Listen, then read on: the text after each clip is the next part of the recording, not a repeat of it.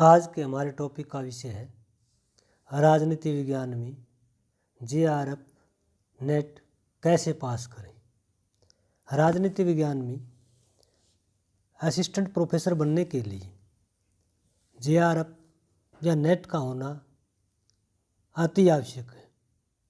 राजनीति विज्ञान में जेआरएफ या नेट पास करना इतना ज़्यादा मुश्किल नहीं है अगर परीक्षार्थी नेट के लिए उचित तरीके से पूरे आत्मविश्वास के साथ, पूरी रणनीति के साथ, एक टाइम मैनेजमेंट के साथ और पूरे कॉन्फिडेंस के साथ तैयारी करें तो 6 महीने के अंदर राजनीति विज्ञान में आप आसानी से जेआरएफ क्लियर कर सकते हैं, नेट क्लियर कर सकते हैं।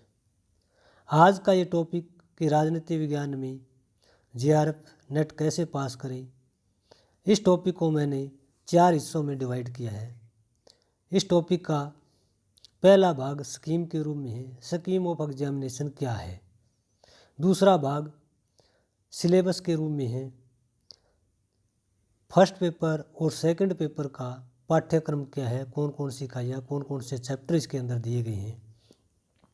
आज के टॉपिक का तीसरा भाग स्टडी मटेरियल है। जेआरएफ नेट क्लियर करने के लिए हमें किस प्रकार के स्टडी मटेरियल की आवश्यकता होगी, जिसमें कॉम्पिटिटिव एग्जाम की बुक्स भी है, टेक्स्ट बुक भी है, बेस बुक भी है, मैगजीन्स भी है। आज के टॉपिक के चौथे भाग में हम जेआरएफ और नेट पास करने के लिए रणनीति स्ट्रेटजी जो है उसके ऊपर भी डिस्कस करेंगे कि राजनीति विज्ञान में कैसे हम जेआरएफ नेट को पास कर सकते हैं, कौन से स्किल्स, कौन से तरीके अपना करके हम जो है आसानी से 6 महीने के अंदर जेआरएफ और नेट जो है राजनीति विज्ञान में पास कर सकते हैं। तो आइए आज हम इस टॉपिक पर जो है डीपली डिस्कस करते हैं। How to crack NET, NET को जो है कैसे पास करें। आज के टॉपिक का पहला भाग जो है स्कीम ऑफ एग्जामिनेशन के रूप में है, यानी राजनीति विज्ञान में परीक्षा का पैटर्न क्या है, उसकी पद्धति क्या है। प्रिय परीक्षार्थियों, राजनीति विज्ञान में नेट के लिए 2 प्रकार के पेपर होते हैं, पेपर 1 और पेपर 2। पेपर 1 जो है वो जनरल होता है, जिसमें सभी प्रकार के विषय दिए होते हैं। इस पेपर में कुल 10 यूनिट है और प्रत्येक यूनिट से लगभग 5 क्वेश्चन सेट किए जाते हैं, एमसीक्यू के रूप में, मैचिंग के रूप में। प्रत्येक क्वेश्चन के 2 मार्क्स हैं और टोटल इस तरह से जो है पहला प्रश्न पत्र 100 अंकों का है। इसके जो 10 यूनिट्स हैं उनका आगे हम जो है अगले स्लाइड में डिटेल में डिस्कस करेंगे। राजनीति विज्ञान में पेपर 2 सब्जेक्टिव है, यानी पॉलिटिकल साइंस का है और नेट के पूरे सिलेबस को 10 इकाइयों में बांटा गया है और इस पेपर में कुल 100 क्वेश्चन होंगे, जिसमें एमसीक्यू भी है, मैचिंग वाले है, बेस क्वेश्चन है, कथन कारण वाले क्वेश्चन है। तो इस तरह से जो है सेकंड पेपर में कुल 100 प्रश्न होंगे और प्रत्येक प्रश्न के 2 अंक होंगे। इस तरह यह प्रश्न पत्र कुल 200 अंकों का हुआ। इन दोनों प्रश्न पत्रों को अटेम्प्ट करने के लिए परीक्षार्थी को कुल 3 घंटे का समय दिया जाएगा। परीक्षार्थी का कोई प्रश्न गलत होता है तो उसके लिए किसी प्रकार का नेगेटिव मार्किंग नहीं की जाती। नेट की परीक्षा पास करने के लिए एनटीए जो नेशनल टेस्टिंग एजेंसी के द्वारा किया जाता है, इससे पहले 2018 में सीबीएसई के द्वारा किया गया था। एनटीए ने जो है एक पासिंग मार्क्स का है जो जनरल कैटेगरी के लिए 40% और रिजर्व कैटेगरी जिसमें SC, ST, OBC, third gender इत्यादि जो रिजर्व कैटेगरी है उसमें जो है 35% अंक जो है प्राप्त करने वालों को पासिंग मार्क्स के दायरे में रखा जाता है और पासिंग मार्क्स का लगभग 6% जो है वो नेट क्वालिफाइड किया जाता है। नेट की परीक्षा में बैठने के लिए परीक्षार्थी को जो एज लिमिट है वो एज लिमिट दी गई है। जो परीक्षार्थी जेआरएफ के लिए परीक्षा में बैठना चाहता है उसके लिए जो अधिकतम आयु है वो 31 वर्ष है। और जो परीक्षार्थी केवल लेक्चरशिप के लिए अटेंड करना चाहता है, एग्ज़ाम को अटेम्प्ट करना चाहता है, उसके लिए एज की कोई लिमिट नहीं है, कभी भी वो पेपर दे सकता है।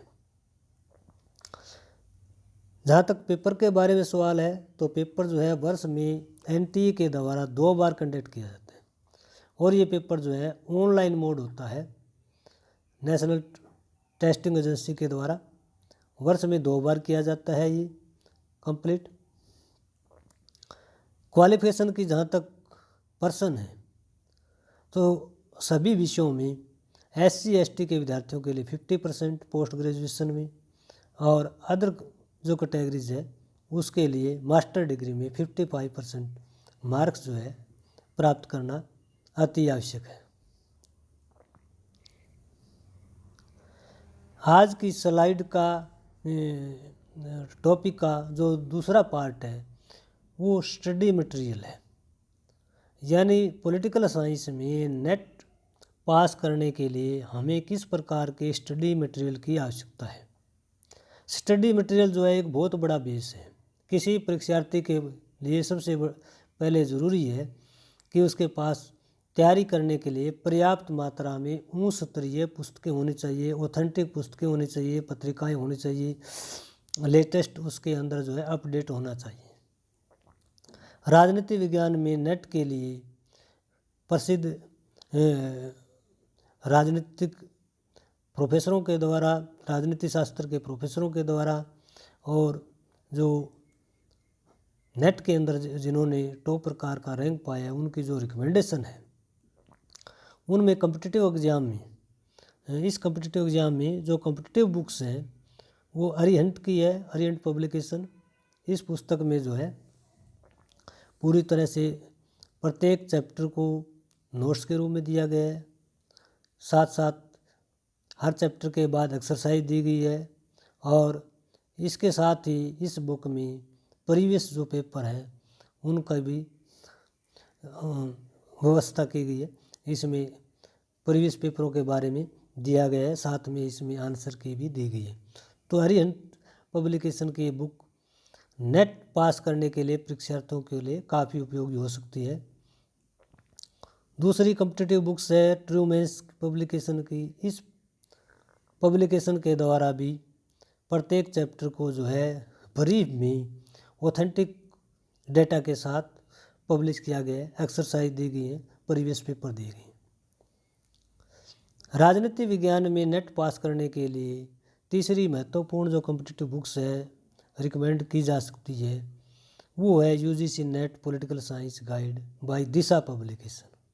ये पुस्तक भी नेट परीक्षा पास करने के लिए विद्यार्थियों के लिए बहुत ही उपयोगी है, बहुत लाभदायक है। तो ये तीनों जो है कॉम्पिटिटिव बुक्स है जिसे रिकमेंड किया जा सकता है। इसके साथ साथ जो है जो परीक्षार्थी डिटेलें पढ़ना चाहता है, आगे भी असिस्टेंट प्रोफेसर के लिए किसी प्रकार का रिटन या स्क्रीनिंग टेस्ट क्लियर करना चाहते हैं, डिटेल स्टडी करना चाहते हैं, उनके लिए भी कुछ टेक्स्ट बुक्स जो है रिकमेंड की जाती है, जिसमें जो पॉलिटिकल प्रोसेस और पॉलिटिकल इंस्टीट्यूट है इंडिया में उनके लिए इंडियन पॉलिटी भारतीय राज व्यवस्था M लक्ष्मीकांत की है। ये हिंदी और इंग्लिश दोनों मीडियम में उपलब्ध है। इसमें काफ़ी कुछ लेटेस्ट जो है डाटा दिया गया है Indian political system, Indian governments के बारे में। तो ये पुस्तक जो है राजनीति विज्ञान में नेट पास करने के लिए काफ़ी उपयोगी है। भारतीय संविधान के लिए DD बसु की पुस्तक है भारतीय संविधान एक परिचय, और ये पुस्तक हिंदी और इंग्लिश दोनों में उपलब्ध है। Political process, political institute, public policy इत्यादि के लिए पुस्तक जो है लाभदायक। हमारी संसद नामक पुस्तक जो है सुभाष कश्यप द्वारा लिखित है, ये हिंदी और इंग्लिश दोनों में उपलब्ध है। इस पुस्तक के द्वारा भी हम नेट के जो पेपर 2 है उसको जो हम कुछ जो यूनिट है उनको कवर कर सकते हैं। अंतर्राष्ट्रीय संबंध और भारत की विदेश नीति के लिए अंतर्राष्ट्रीय संबंध नामक पुस्तक है जो राजवीर सिंह द्वारा रिटन है, एशियन प्रेस कोलकाता। इसमें अंतर्राष्ट्रीय संबंधों के बारे में दिया गया है, नेशनल पावर के बारे में दिया गया है, इंटरनेशनल मोरालिटी के बारे में दिया गया है, यूएनओ की विभिन्न संस्थाओं के बारे में इसमें दिया गया है, पीस वॉर के बारे में इस पुस्तक में दिया गया है। तो अंतर्राष्ट्रीय संबंध वाले पेपर को ये पुस्तक जो है कवर करती है।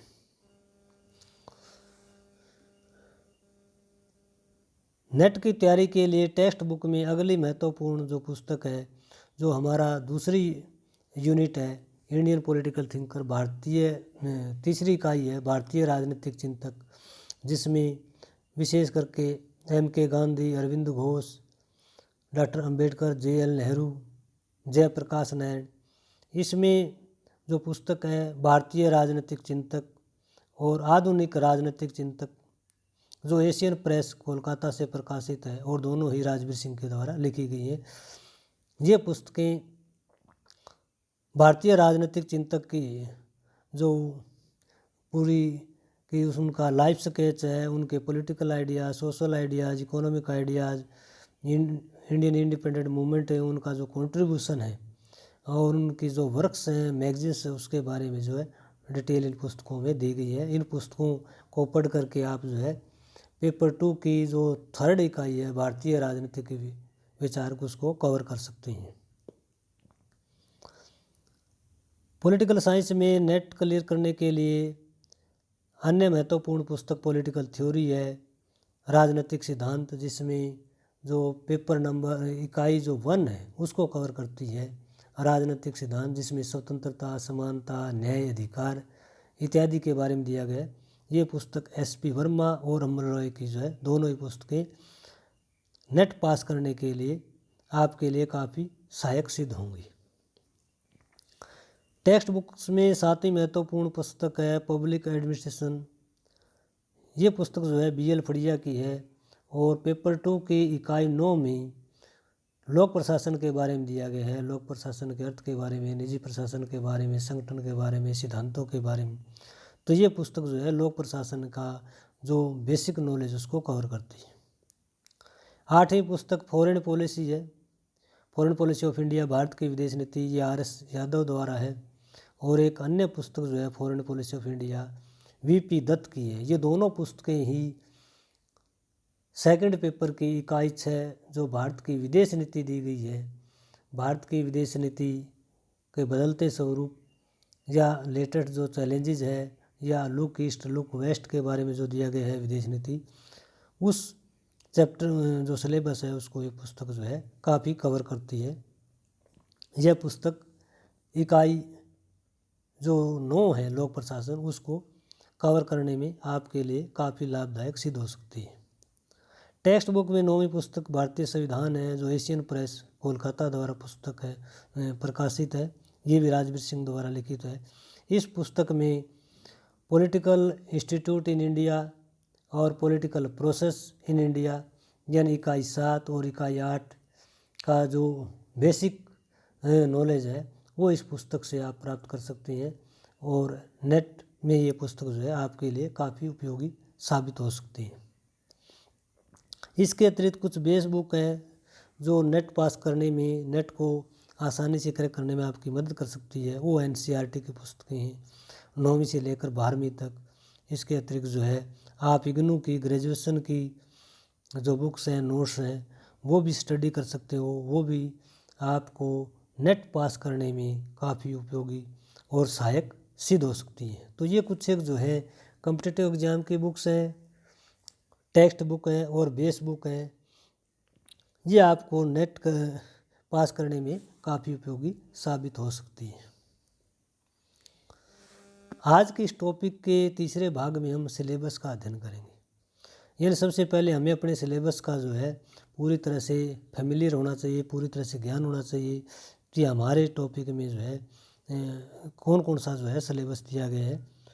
तो नेट पॉलिटिकल साइंस के लिए फर्स्ट पेपर सब के लिए जनरल होता है। इसमें 10 यूनिट है, जिसमें पहली यूनिट जो है टीचिंग एप्टीट्यूड के बारे में, शैक्षणिक प्रवृत्ति के बारे में दिया गया है। टीचर को किस किस प्रकार के नेचर या टीचर जो स्टूडेंट रिलेशन है या टीचिंग के बारे में जो ट्रेंड है उनके बारे में बताया गया है। दूसरी इकाई रिसर्च एप्टीट्यूड है, शोध के बारे में दिया गया, शोध की विभिन्न प्रविधियों का अध्ययन किया गया है। तीसरी इकाई में कंप्रीहेंशन दिया गया है। चौथी इकाई में कम्युनिकेशन के बारे में दिया गया है, संचार के बारे में दिया गया है। पाँचवीं इकाई में मैथमेटिकल रीजनिंग के बारे में दिया गया है। इसमें गणित से संबंधित विभिन्न प्रकार के तार्किक प्रश्नों का उल्लेख किया जाता है। छठी इकाई में लॉजिकल रीजनिंग है, तार्किक जो है इसमें पूरी तरह से लॉजिक के साथ रीजनिंग दी गई है। सातवीं इकाई में डेटा इंटरप्रिटेशन दी गई है। आठवीं इकाई में इंफॉर्मेशन कम्युनिकेशन टेक्नोलॉजी के बारे में दिया गया है। नौवीं इकाई में पीपल डेवलपमेंट और एनवायरनमेंट के बारे में दिया गया है। और 10वीं इकाई में हायर एजुकेशन यानी उच्च शिक्षा के बारे में दिया गया है। तो ये पहले पेपर का सिलेबस है, इसके बारे में हम डिटेल में डिस्कस नहीं करेंगे, ये जनरल पेपर है। हमारा मुख्य टारगेट जो है वो सेकंड पेपर है जो सब्जेक्टिव है, पॉलिटिकल साइंस का है। तो पेपर नंबर जो 2 है हमारा पॉलिटिकल साइंस का है, इसको भी 10 भागों में बांटा गया है। इस पेपर का जो पहली यूनिट है वो पॉलिटिकल थ्योरी है, राजनीतिक सिद्धांत, जिसमें स्वतंत्रता, समानता, न्याय, अधिकार, लोकतंत्र, शक्ति, नागरिकता, अनुदारवाद, समाजवाद, परिस्थितिवाद, बहुसंस्कृतिवाद इत्यादि के बारे में बताया गया। सेकेंड इकाई में जिसमें वेस्टर्न पॉलिटिकल थिंकर दिए गए हैं, प्लेटो, अरस्तु, Hobbes, lock, Rousseau, Hegel, JS. मिल, कार्ल मार्क्स, ग्रामशी, हन्ना अरेंट और माओ इत्यादि के बारे में दिया गया है। तीसरी इकाई जो है इंडियन पॉलिटिकल थिंकर है, भारतीय राजनीतिक चिंतक, जिसमें Kautilya, Dharmashastra, Barani, Kabir, Pandit Ramabai, B G Tilak, Swami Vivekananda, Rabindranath Tagore, M K. Gandhi, Aurobindo Ghosh, Periyar, E V. Ramaswamy, Mohammad Iqbal, M N. Roy, V D. Savarkar, doctor Ambedkar, Pandit Nehru, R M. Lohia, Jayaprakash Narayan और दीनदयाल उपाध्याय के बारे में इस इकाई में पाठ्यक्रम दिया गया है। चौथी जो हमारी इकाई है कंपैरेटिव पॉलिटिकल एनालिसिस है, इसमें तुलनात्मक राजनीति के बारे में दिया गया है, उपागमों के बारे में दिया गया है, संस्थागत राजनीतिक संस्कृति, राजनीतिक अर्थव्यवस्था, उपनिवेशवाद, विउपनिवेशवाद, यूरोपीय और गैर यूरोपीय राष्ट्रवाद, राज्य सिद्धांत के बारे में, राजनीतिक शासन प्रणालियों का तुलनात्मक अध्ययन, संविधान, संविधानवाद के बारे में, विकास का कंसेप्ट है, शक्ति की संरचनाओं के बारे में, निर्वाचन पद्धतियों, राजनीतिक दलों, हित समूह, सामाजिक आंदोलनों के बारे में इस इकाई में सिलेबस दिया गया है। इकाई नंबर 5 जो है वो इंटरनेशनल रिलेशन है, अंतर्राष्ट्रीय संबंधों के बारे में दिया गया है। अंतर्राष्ट्रीय संबंधों का अध्ययन किन उपागमों से किया जा सकता है, इसमें अवधारणाएं कौन सी है, शक्ति की, संप्रभुता की, शांति, संघर्ष का अध्ययन दिया गया है। संयुक्त राष्ट्र की संरचना, कार्य प्रणाली, इसके उद्देश्यों के बारे में दिया गया है। अंतर्राष्ट्रीय संबंधों में उत्तर दक्षिण टकराव, विश्व व्यापार संगठन, ब्रेटन वुड्स प्रणाली, क्षेत्रीय संगठन जैसे यूरोपीय संघ, अफ्रीकी संघ, संघाई कोऑपरेशन, आसियान और समसामयिक चुनौतियां जैसे आतंकवाद की है, जलवायु परिवर्तन की है, पर्यावरण चिंताएं हैं, गरीबी, विकास, धर्म, संस्कृति और पहचान की राजनीति।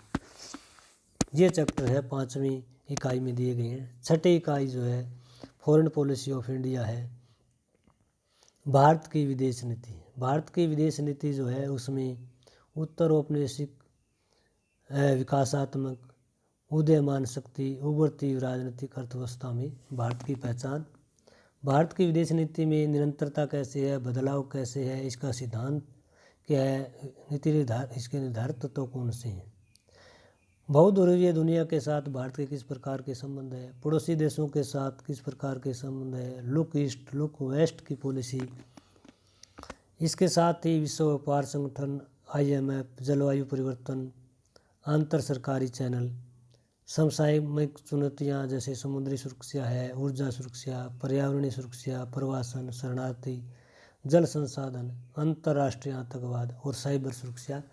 ये चैप्टर भारत की विदेश नीति इकाई में दिए गए। 7वीं इकाई भारत में राजनीतिक संस्थाएं, पॉलिटिकल इंस्टीट्यूट इन इंडिया। इस इकाई में भारतीय संविधान के निर्माण के बारे में दिया गया है, राष्ट्रीय आंदोलन के बारे में, संविधान सभा गठन के बारे में दिया गया है, संविधान के दर्शन के बारे में, मौलिक अधिकार, निर्देशक सिद्धांत, लोकतंत्र, सामाजिक परिवर्तन, केंद्रीय कार्यपालिका जैसे राष्ट्रपति, प्रधानमंत्री, मंत्रिपरिषद, संसद की भूमिका, न्यायपालिका, उच्चतम न्यायालय, उच्च न्यायालय, राज्यों में राज्य कार्यपालिका, विधानमंडल जैसे राज्यपाल, मुख्यमंत्री, भारत में संघवाद, केंद्र राज्य संबंध, अंतर्राज्यीय परिषद, उभरती प्रवृत्तियाँ, इलेक्शन प्रोसेस, निर्वाचन आयोग, निर्वाचन का संचालन, नियम, इलेक्टोरल रिफॉर्म्स, लोकल इंस्टीट्यूट, संवैधानिक और संवैधानिक निकाय जैसे कैग, नियंत्रक एवं महालेखा परीक्षक, SC/ST आयोग, मानवाधिकार आयोग, महिला आयोग, राष्ट्रीय अल्पसंख्यक आयोग। ये चैप्टर 7वीं इकाई में दिए गए हैं। 8वीं इकाई political process in India, Bharat में राजनीतिक प्रक्रियाएं। इस इकाई में राज्य, अर्थव्यवस्था तथा विकास के बारे में, विकास योजना मॉडल के बारे में, वैश्वीकरण की प्रक्रिया, पहचान की राजनीति जैसे धर्म, जाति, क्षेत्र, भाषा, सोशल मूवमेंट, अनुसूचित जातियों, जनजातियों, महिलाओं, किसानों, श्रमिकों का आंदोलन, नागरिक समाज के समूह, भारतीय राजनीति के अक्षेत्रीकरण। इसके साथ ही भारत में लिंग और राजनीति के बारे में इस यूनिट में दिया गया है। पॉलिटिकल पार्टी दी गई है, स्टेट पार्टी, नेशनल पार्टी, उनके बेस, उनकी आइडियोलॉजी, इलेक्शन पॉलिटिक्स, सहभागिता और उभरती हुई जो राजनीतिक प्रवृत्ति है उनके बारे में इस इकाई में दिया गया है। इकाई नंबर 9 में लोक प्रशासन के बारे में दिया गया है। लोक प्रशासन का अर्थ, निजी प्रशासन, प्रणाली, सिद्धांत, निर्णय निर्माण प्रक्रिया। लोक प्रशासन के विभिन्न सिद्धांत, संगठन के सिद्धांत व नियम, संगठन का प्रबंधन, नेतृत्व, संगठनात्मक संप्रेषण, संगठन में संघर्ष प्रबंधन, उद्देश्य आधारित प्रबंधन। ये जो पब्लिक एड के बेसिक कंसेप्ट है वो यूनिट नंबर 9 में दिए गए हैं। यूनिट नंबर 10 में भारत में शासन विधि और लोक नीति या गुड गवर्नेंस के बारे में इसमें दिया गया है। लोकतंत्र शासन के बारे में दिया गया है। उत्तरदायित्व और नियंत्रण के बारे में दिया गया है। इस यूनिट में बजटीय नियंत्रण, प्रशासनिक नियंत्रण, संसदीय समितियों के माध्यम से नियंत्रण, प्रशासनिक सुधार आयोग, सुशासन के सांस्थानिक तंत्र जैसे right to information, citizen charter, Lokpal, Lokayukta, जमीनी स्तर की संस्थाएं जैसे पंचायती राज संस्थाएं, ग्राम सभा, पंचायत समिति, जिला परिषद, योजना तथा विकास, e governance, ITI, NITI, social economic development के बारे में दिया गया है। स्वास्थ्य, पेयजल, खाद्य सुरक्षा, लोक नीति की निगरानी और मूल्यांकन के बारे में, जन सुनवाई, ऑडिट के बारे में इस इकाई में दिया गया है। ये इकाई नंबर 10 है। तो इस तरह से पॉलिटिकल साइंस जो पेपर 2 है उस पूरे सिलेबस को 10 भागों में बांटा गया है और 10 का जो सिलेबस है वो पूरी तरह से इसमें जो है डिवाइड किया गया है। आज के इस टॉपिक का जो 4th जो हिस्सा है, जो चौथा भाग है, वो स्ट्रेटजी का है, जो सबसे ज़्यादा महत्वपूर्ण है कि राजनीति विज्ञान में नेट JRF क्लियर करने के लिए हमें किस तरह की रणनीति अपनानी होगी, किस तरह का टैक्ट अपनाना होगा, किस तरह से हमें अपनी तैयारी करनी होगी, किस तरह से हमें अपना टाइम मैनेजमेंट करना होगा कि एक सीमित समय यानी 6 महीने का हमें टाइम मिलता है पेपर से पहले तैयारी करने के लिए। इन 6 महीनों का मैक्सिमम सदुपयोग कैसे किया जाए कि पहले ही प्रयास में हमारा JRF और नेट क्लियर हो जाए।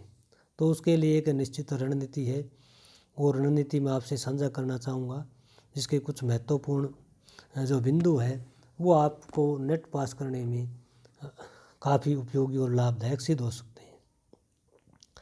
तो इस रणनीति में पहला जो हमारा है पाठ्यक्रम का है कि हमें जो है सबसे पहले अपने पाठ्यक्रम को देखना होगा कि राजनीति विज्ञान में फर्स्ट पेपर के लिए कौन सा पाठ्यक्रम है, कितनी यूनिट है, प्रत्येक यूनिट का सिलेबस जो है वो उसमें कौन कौन से चैप्टर दिए गए हैं।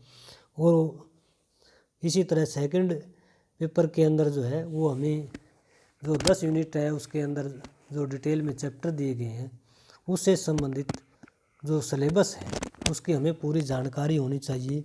सबसे पहला काम हमारा सिलेबस का है। जब तक हमें पाठ्यक्रम का पूरा नहीं पता चलता है कि कितनी यूनिट है, कितने चैप्टर हैं, कितने टॉपिक हैं, तब तक हम जो है नेट पास करने की नहीं सोच सकते, जेआरएफ क्लियर करने की नहीं सोच सकते। इस रणनीति में दूसरा जो चरण है वो स्टडी मटेरियल का है। जब आपको पाठ्यक्रम का पता चल गया है कि पहले पेपर में इस तरह का सिलेबस है, इतनी इकाइयाँ हैं, दूसरे पेपर में ये सिलेबस है, इतनी इकाइयाँ हैं, तो फिर आप जो है स्टडी मटेरियल आपके पास होना चाहिए। पहले पेपर के लिए भी सभी जो लेटेस्ट है ऑथेंटिक बुक्स है वो आपके पास होनी चाहिए। और सेकंड पेपर की तैयारी के लिए भी जो 10 यूनिट में आपका सिलेबस डिवाइड किया गया है उसके लिए पार्टिकुलर प्रत्येक यूनिट के लिए अलग से बुक होनी चाहिए, अलग से जो है उसका ऑथेंटिक मटेरियल होना चाहिए। इस रणनीति के तीसरे चरण में जो हम टाइम टेबल का अध्ययन करेंगे, यानी बिना टाइम टेबल के आप जो है 6 महीने के अंदर अंदर जेआरएफ और नेट क्लियर नहीं कर सकते। 6 महीने में से आपको कम से कम जो है लगातार 4 महीने कड़ी मेहनत करनी होगी। जब तक आपका टाइम टेबल नहीं है, बिना टाइम टेबल के अगर आप तैयारी कर रही हैं या लगातार कंटिन्यूस आप एक ही यूनिट के ऊपर ज़्यादा फोकस कर रहे हैं, 2 के ऊपर फोकस कर रहे हैं, या पहले पेपर पर फोकस कर रही हैं, दूसरे को आप ज़्यादा नहीं देख रहे, या दूसरे पेपर पर फोकस कर रहे हैं, पहले की तैयारी नहीं कर रहे हैं, तो नेट पास करने में आपके सामने कई प्रकार की चुनौतियाँ होंगी। सबसे पहले अपना जो है टाइम टेबल है जो है उसमें सभी जो यूनिट्स हैं, चाहे पेपर 1 हो, पेपर 2 हो, उसमें आप थोड़ा थोड़ा जो है डेली स्टडी कर सकते हो। चौथा महत्वपूर्ण टाइम मैनेजमेंट का है। टाइम मैनेजमेंट आपके लिए बहुत ज़रूरी है क्योंकि सीमित समय है, 6 महीने से भी कम का टाइम होता है। इन 6 महीनों में जो है आपके पास 10 यूनिट पेपर 2 की है और 10 यूनिट जो है पेपर 1 की है, 20 यूनिट हो जाती है। और एक यूनिट के लिए अगर हम एक बुक की अलग से स्टडी करें, विशेष करके पेपर 2 के लिए तो अलग अलग स्पेशलाइज टेक्स्ट बुक या जो दूसरी पुस्तकें हैं उनका हमें जो है स्टडी करना होगा। तो टाइम मैनेजमेंट जो है वो हमें पूरी की तरह से ध्यान में रखना होगा। जब तक समय का प्रबंधन हमारा सही नहीं है तब तक हम जो है नेट को पास नहीं कर सकते। उसके लिए हमारे लिए एक प्रश्न चिन्ह रहेगा। इस रणनीति के 5वें चरण में नोट्स प्रिपरेशन की है, यानी जितना आप मटेरियल पढ़ते हैं, जितना आप स्टडी करते हैं, उसका साथ के साथ जो है हमें उसके नोट्स बनाने पड़ेंगे और ब्रीफ में बनाने पड़ेंगे।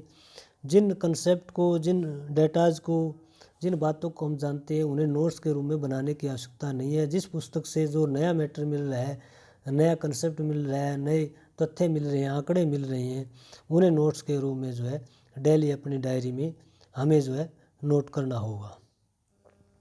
छठा महत्वपूर्ण जो चरण इसका है नेट पास करने की रणनीति में वो है क्वेश्चन बैंक वीकली। यानी एक सप्ताह में आप जितना पढ़ते हो, जिन भी पुस्तकों का अध्ययन करते हो, उस वीक एंड में जो है आप पूरी तरह से क्वेश्चन बैंक तैयार कर लीजिए। उसमें चाहे मैचिंग के है, डायरेक्ट क्वेश्चन है, बेसिक है, कथन और कारण वाले प्रश्न है, सभी प्रश्न जो है एक सप्ताह में जितना आपने किया है, स्टडी किया है, उसका रिवीजन भी कीजिए, साथ में उसे जो है क्वेश्चन बैंक के रूप में तैयार कर लीजिए, प्रश्न तैयार कर लीजिए। इस रणनीति में 7वां चरण जो है वीकेंड रिवीजन का है, यानी एक सप्ताह के दौरान जितना कुछ आप पढ़ते हो उसका वीकेंड में 6 दिन में जो आपने पढ़ा वो 7वें दिन उसका रिवीजन होना चाहिए, ताकि किसी प्रकार से आपको जो है पेपर में दिक्कत ना आए। इस रणनीति के 8वें चरण में मॉक टेस्ट वीकली, यानी आप कोशिश कीजिए वीकली या 2 वीक्स के बाद जो है एक कोई मॉक टेस्ट है उसको क्लियर करने की कोशिश कीजिए।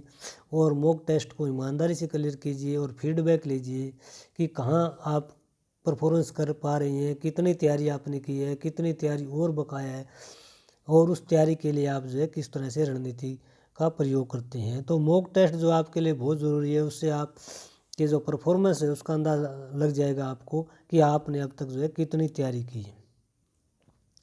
स्ट्रेटजी के 9वें चरण में जो है प्रीवियस ईयर के पेपर हैं। जब भी आप किसी भी सब्जेक्ट का नेट क्लियर करना चाहते हो तो सब्जेक्ट से रिलेटेड जितने भी प्रीवियस पेपर हैं 5 ईयर, 7 ईयर, 10 ईयर, उनकी ज़रूर स्टडी कीजिए, क्योंकि हर प्रश्न पत्र में पीछे वाले जो जितने प्रश्न पत्र हुए हैं 5-7 प्रश्न वो रिपीट होते हैं। उनमें जो कुछ जो उनके पार्ट्स हैं उनमें चेंज कर दिया जाता है और मेन क्वेश्चन जो है वहीं रहता है। यानी जब तक आप पीछे वाले प्रश्न पत्रों का स्टडी नहीं करेंगे तो अचानक जो है जैसे ही आपके हाथों में पेपर आएगा तो आपके मन में जो फियर रहेगा, डर रहेगा, शंका रहेगी, वो शंका आप अगर प्रीवियस पेपरों को स्टडी कर लेते हो तो शंका ऑटोमेटिकली समाप्त हो जाएगी। आपको पैटर्न पता चल जाएगा, आपको तरीका पता चल जाएगा, पेपर के अंदर आपको टाइम मैनेजमेंट पता चल जाएगा कि पहले पहला पेपर किया जाए या दूसरा किया जाए, उसमें से पहले किन प्रश्नों को जो है महत्व प्रदान किया जाए, प्रेफरेंस प्रदान किया जाए। और ये तभी कर पाओगे जब आपने पीछे के जितने CBSE के या NTA द्वारा जितने पेपर आयोजित किए हैं उन पेपरों का डीपली स्टडी करते हैं, उनका रिवीजन करते हैं, तो उससे आपको जो है बहुत ज़्यादा मदद मिलेगी। तो आज के इस टॉपिक का ये चौथा महत्वपूर्ण पार्ट था रणनीति का, कि नेट को हम कैसे पास कर सकते हैं, किस तरीके से हम अपनी तैयारी करें, किस तरीके से हम अपना जो है कॉन्फिडेंस बिल्डअप करें, कौन से रणनीति अपनाएं, कौन से टैक्ट अपनाएं, किस तरह से अपना टाइम मैनेजमेंट करें, किस तरह से अपना टाइम टेबल बनाएं। और तभी जो है हम किसी प्रकार का जो प्रोजेक्ट वर्क है अगर उसकी पूरी प्लानिंग की जाती है किसी भी कार्य के लिए तो उसको हम आसानी से संपन्न कर सकते हैं। तो आज का लेक्चर यहीं समाप्त होता है। आप सबका धन्यवाद।